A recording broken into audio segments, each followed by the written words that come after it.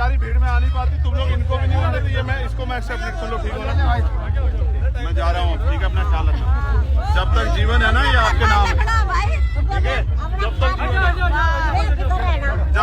है आपके नाम है। आप सभी साथियों को क्रांतिकारी नमो बुद्धाय, जय भीम, जय भारत, जय संविधान। दोस्तों मैं रमन गुजरान और आप देख रहे हैं अध्यात्म पावर।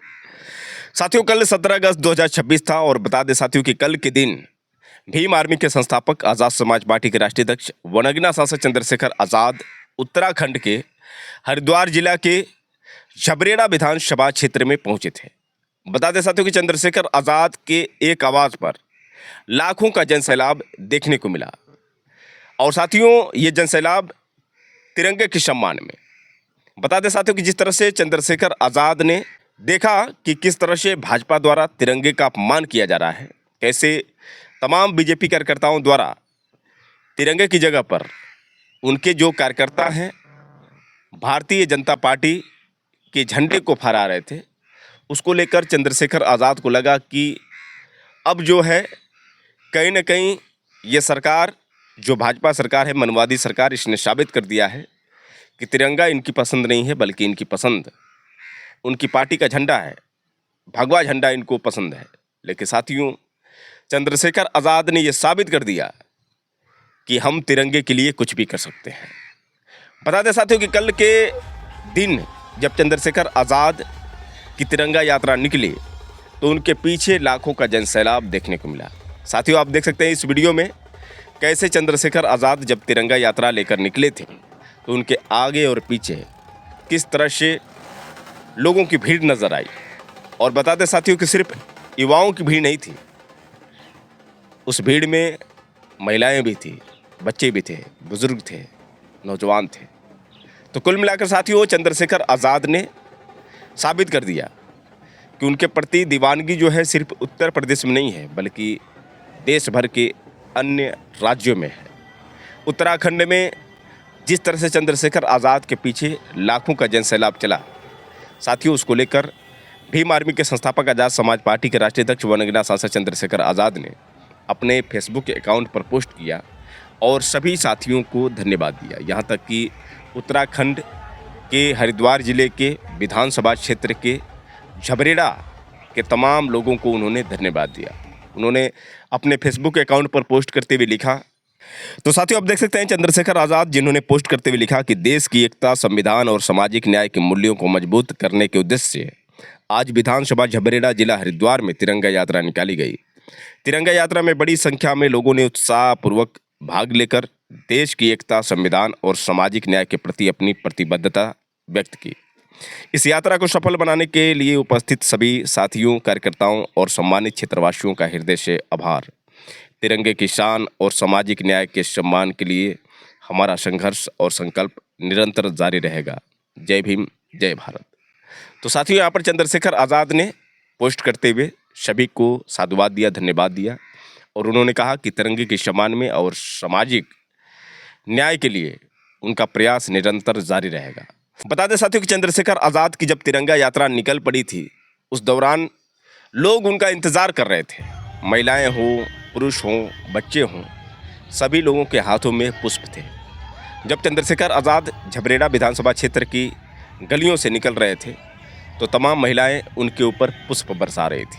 आप देख सकते हैं साथियों इस वीडियो में कैसे जब चंद्रशेखर आज़ाद की तिरंगा यात्रा निकाली गई और उस दौरान जब महिलाओं ने ये जाना कि चंद्रशेखर आज़ाद आ रहे हैं तो जैसे मालूम पड़ रहा है साथियों कि उनके लिए कोई एक मसीहा आ गया है और उनके हाथों में पुष्प, और फिर से कैसे चंद्रशेखर आज़ाद के ऊपर वो पुष्प बरसा रहे थे। साथियों आप इस वीडियो के माध्यम से देख सकते हैं कैसे चंद्रशेखर आज़ाद जब उनकी तिरंगा यात्रा निकल रही थी तो विधानसभा झबरेड़ा में तमाम महिलाओं ने, बच्चों ने, पुरुषों ने, बुज़ुर्गों ने, सभी लोगों ने किस तरह से उनको प्यार दिया। सभी लोग उनके ऊपर पुष्प बरसा रहे थे। चंद्रशेखर आज़ाद निकलते जा रहे थे लेकिन साथियों पुष्प बरसाने का जो सिलसिला था रुक नहीं रहा था। यह साथियों चंद्रशेखर आज़ाद के प्रति दीवानगी। आखिर क्यों चंद्रशेखर आज़ाद को लोग अब अपना नेता मान चुके हैं? क्यों चंद्रशेखर आज़ाद देश भर में लोकप्रिय हो चुके हैं? यही नहीं साथियों, चंद्रशेखर आज़ाद तो अमेरिका में भी अपनी जगह बना चुके हैं, वहाँ पर भी चंद्रशेखर आज़ाद को सम्मान मिलता है। जैसा कि आप लोगों ने बाबा साहब डॉक्टर भीमराव अंबेडकर के जन्मदिन पर देखा, कैसे जब चंद्रशेखर आज़ाद अमेरिका पहुँचे थे तो वहाँ पर उनका सम्मान, उनका स्वागत किस तरह से देखने को मिला।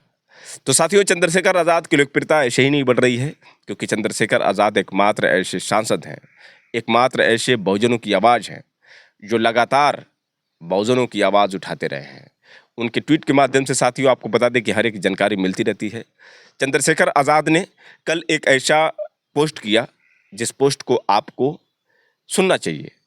तो दोस्तों, आप देख सकते हैं चंद्रशेखर आज़ाद जिन्होंने पोस्ट करते हुए लिखा कि मध्य प्रदेश के राजगढ़ जिले के तलेन थाना क्षेत्र के इकलेरा में जमीन विवाद के दौरान पुलिसकर्मी द्वारा दलित परिवार के लोगों पर गोली चलाने की घटना में 3 दलित घायल हुए, जबकि एक दलित युवक की उपचार के दौरान मृत्यु हो गई। यह घटना अत्यंत दुखद, निंदनीय और कानून व्यवस्था पर गंभीर सवाल खड़े करती है। सबसे पीड़ादायक बात यह है कि जिस युवक की गोली लगने से मौत हुई, उसका इस विवाद से कोई लेना देना तक नहीं था। वह तो वहां से गुजर रहा था, लेकिन पुलिसकर्मी की गोली ने उसकी जिंदगी छीन ली। पीड़ित परिवार ने आरोपी द्वारा जमीन पर कब्जे और दबाव बनाए जाने की शिकायत पूर्व में पुलिस को दी थी, लेकिन समय रहते कोई कार्रवाई नहीं हुई। यदि शिकायतों पर गंभीरता से कार्रवाई की जाती तो शायद यह गोलीकांड और एक निर्दोष युवक की मृत्यु नहीं होती। यह भी आरोप सामने आए हैं कि आरोपी पुलिसकर्मी पर पूर्व में भी दबाव बनाकर जमीनों पर कब्जा करने के आरोप लगे हैं। इन सभी शिकायतों और आरोपों की निष्पक्ष जांच आवश्यक है। मुख्यमंत्री डॉक्टर मोहन यादव जी, जिस पुलिस पर नागरिकों की सुरक्षा की जिम्मेदारी है, अगर उसी से जुड़ा कोई व्यक्ति गोलीकांड में आरोपी बनता है और एक निर्दोष की जान चली जाती है, तो यह पूरी कानून व्यवस्था पर गंभीर प्रश्न है। एमपी माई गवर्नमेंट घटना के वीडियो, पूर्व में की गई शिकायतों और उन पर हुई कार्रवाई सहित पूरे मामले की निष्पक्ष एवं उच्च स्तरीय जांच कराई जाए। आरोपी पुलिसकर्मी को उसके पद या वर्दी का कोई संरक्षण न मिले। दोषी चाहे कितना भी प्रभावशाली क्यों न हो, कानून के सामने जवाबदेह होना चाहिए। भीम आर्मी आज़ाद समाज पार्टी कांसीराम पीड़ित परिवार को न्याय दिलाने के लिए और दोषियों पर कठोर कार्रवाई की मांग को लेकर धरने पर है। सरकार हमारी मांगों को गंभीरता से लेते हुए तत्काल न्याय सुनिश्चित करे, मृतक के परिवार को उचित मुआवजा मिले तथा घायलों के इलाज की पूरी जिम्मेदारी सरकार उठाए।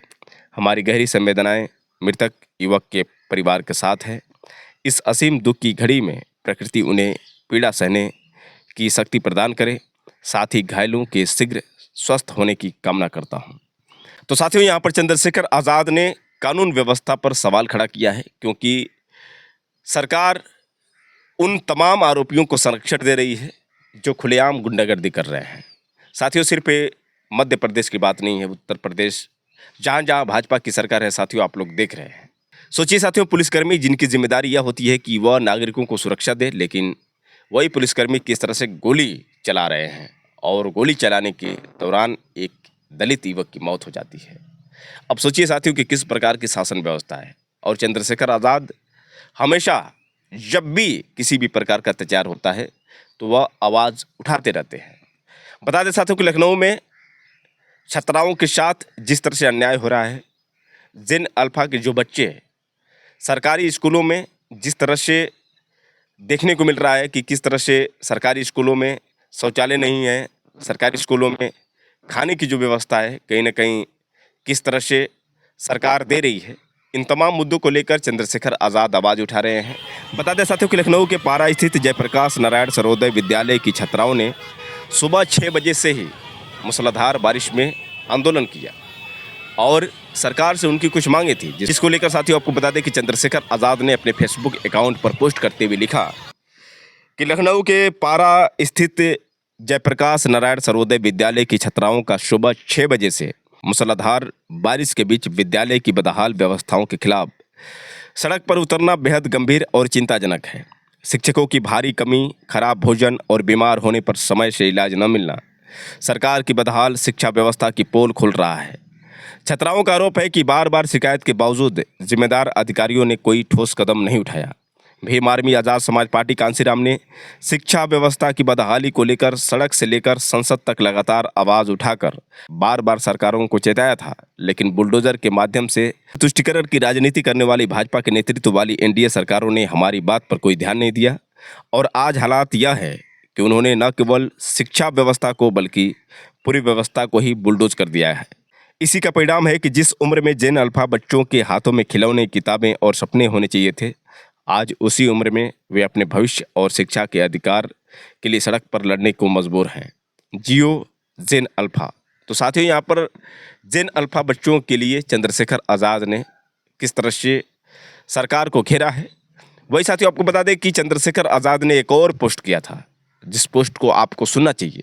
बता दें साथियों, चंद्रशेखर आज़ाद जिन्होंने पोस्ट करते हुए लिखा कि जिला अंबेडकर नगर में लखनऊ में तैनात वरिष्ठ IPS अधिकारी आशुतोष मिश्रा जी की 91 वर्षीय माता जी श्रद्धेया इंद्रावती मिश्रा जी की घर में लूट के बाद हत्या की खबर बेहद दुखद, हृदय विदारक और चिंताजनक है।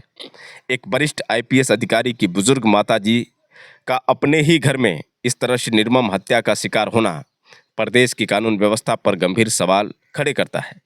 जब एक वरिष्ठ पुलिस अधिकारी की 91 वर्षीय मां अपने घर में सुरक्षित नहीं है, तो आम नागरिकों की सुरक्षा को लेकर चिंता स्वाभाविक है। इस दुखद घटना पर हमारी गहरी संवेदनाएं शोकाकुल परिजनों के साथ हैं। प्रकृति उन्हें इस असीम दुख को सहने की शक्ति प्रदान करे। साथ ही गवर्नमेंट ऑफ यूपी से मांग है कि इस हत्याकांड का तत्काल खुलासा किया जाए, दोषियों को जल्द से जल्द गिरफ्तार कर उनके खिलाफ कड़ी कानूनी कार्रवाई सुनिश्चित की जाए। तो साथियों, यहाँ पर चंद्रशेखर आज़ाद ने IPS अधिकारी आशुतोष मिश्रा की माता की हत्या को लेकर जिस तरह से सरकार पर गंभीर सवाल खड़े किए हैं, कुल मिलाकर साथियों, जब IPS अधिकारी की माता सुरक्षित नहीं है तो आम नागरिकों की क्या औकात है।